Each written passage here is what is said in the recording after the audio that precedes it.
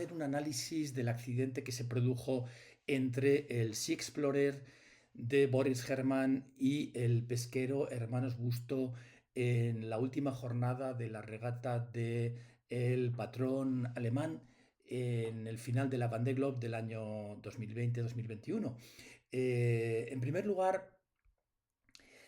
yo creo que merece la pena hablar un poco de lo que parece por parte del patrón alemán un error en la vigilancia de la navegación, porque efectivamente el barco entraba en esas horas. Es cierto que seguramente el patrón estaba agotado y tuvo que irse a dormir, como finalmente declaró, pero llegaba a una zona en la que faenan habitualmente numerosos barcos de pesca, porque estamos hablando del límite de la plataforma continental de las costas francesas, frente a las costas francesas, efectivamente a unas 80, 90 millas de la costa frente a Les Sables d'Olonne, donde habitualmente se concentran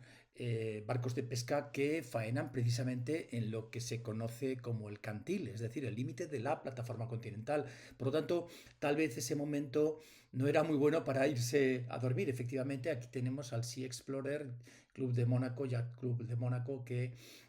navegaba en esta zona cuando esto ocurrió. Unos días antes, Boris Herrmann, que lo tenemos aquí en esta imagen, un hombre que parece muy simpático y desde luego un marino extraordinario, había tenido también un incidente en el cruce con un barco de pesca, perdón, con un buque mercante más allá del Finisterre español, y habían intercambiado, bueno, había intentado hablar por radio con ellos, no le contestaron, en fin, un pequeño precedente que lamentablemente, bueno, en segunda instancia se convirtió en este accidente que por fortuna no tuvo graves consecuencias. Para analizarlo desde el punto de vista práctico y también en relación con la norma más importante que se aplica en este ámbito, que es el Reglamento Internacional para prevenir los abordajes en la mar, hay que tener en cuenta en primer lugar que los dos barcos sin ninguna duda están equipados con AIS. Esto es el sistema automático de identificación automática, redundantemente, que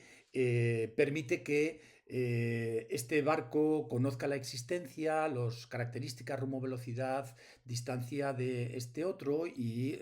recíprocamente este de este. Pero atención, en esta relación no hay simetría, porque el barco de Boris Herrmann con toda probabilidad va equipado con una IS clase B que emite en 2 vatios, es decir, con una potencia notablemente inferior que la de el emisor receptor AIS clase A, que perceptivamente tiene que llevar un buque de pesca regulado por otro tipo de normas, por el SOLAS y por otro tipo de normas que son más estrictas y más exigentes, lo cual quiere decir que es más probable que el equipo de Boris Herrmann recibiera la señal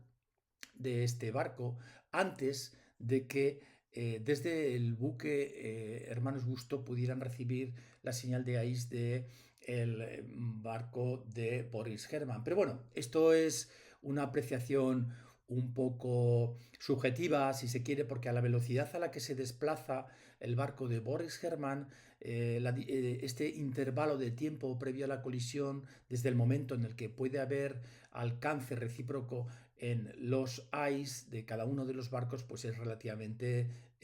limitado. Bueno, lo más importante, desde luego, no cabe ninguna duda,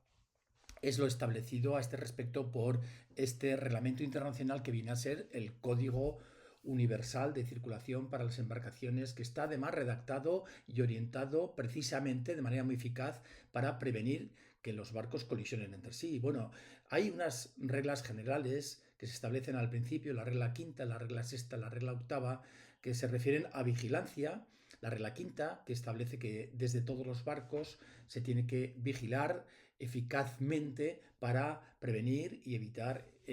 la situación y el riesgo de abordaje. En la regla 6 se hace una referencia a la velocidad de seguridad, que indica que la velocidad de un buque debe de ser tal que en todo momento tiene que estar adaptada a la posible ejecución de una maniobra adecuada y eficaz para evitar el abordaje. Y por fin, la regla 8, que establece ya cómo deben de efectuarse las maniobras para evitar el abordaje, mencionando, cosa que se repite más adelante, que éstas deben de realizarse de forma clara y con la debida antelación. Bueno, estas son las premisas que afectan a los dos barcos de manera recíproca, no cabe ninguna duda. Pero en este caso sabemos, y parece que ha quedado claro por las declaraciones de ambos, que el barco de Boris Herman navegaba a una velocidad considerable, probablemente a más de 15 nudos, una velocidad muy importante, mientras que el barco de pesca de Hermanos Busto estaba faenando con las artes propias del palangre, es decir, sin arrancada, parado y sin ninguna duda, no cabe ninguna duda que bien iluminado, porque estos barcos necesitan mucha luz blanca para trabajar y además nunca descuidan mostrar sus luces indicando su condición de buque de pesca, ¿no? Por lo tanto, aquí tenemos que pasar a considerar lo que establece la regla 18, obligaciones entre categorías de buques. Es decir, estamos hablando a priori de un buque de vela, el Sea Explorer, que navega, y un buque de pesca. Según la regla 18, en primera instancia, el barco de vela debe de apartarse de la derrota del buque de pesca. Es decir, tiene que dejarle libre, con lo cual esto parece a priori que está muy claro. Sin embargo, de facto, en el barco de Boris Herman, el patrón estaba durmiendo en ese momento, con lo cual, de manera estricta y con carácter excepcional, el barco de Boris Herman es un buque sin gobierno. Ahora bien, es efectivamente un buque sin gobierno, pero no puede ser considerado un buque sin gobierno si no muestra las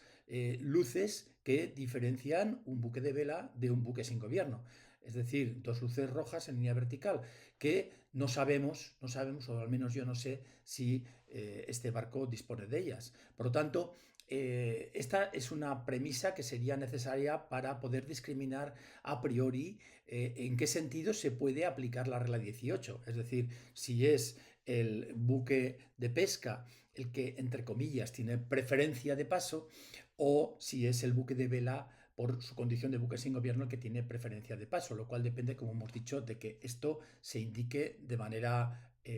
correcta, ¿no? Sin embargo, la cuestión aquí es otra, eh, porque finalmente cuando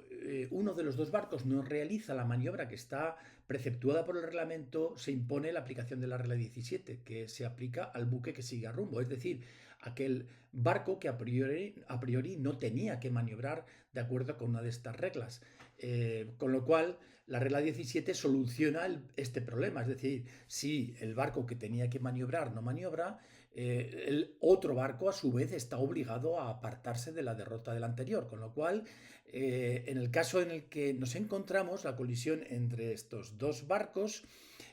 afortunadamente sin consecuencias graves, eso es cierto, y además parece ser que finalmente en términos de arreglo amistoso, la colisión entre estos dos barcos implica la responsabilidad de los dos capitanes, es decir, de Boris Herman y de Josu Zaldumbide,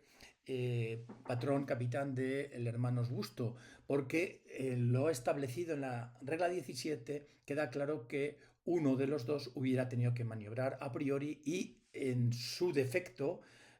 ante la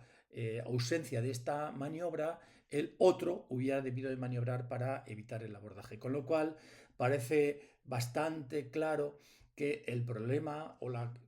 el abordaje tiene como causa un déficit en el cual han incurrido los dos patrones, los dos capitanes, en el precepto primero de la regla quinta, es decir, en la vigilancia. Los dos no han vigilado eficazmente la situación previamente al abordaje.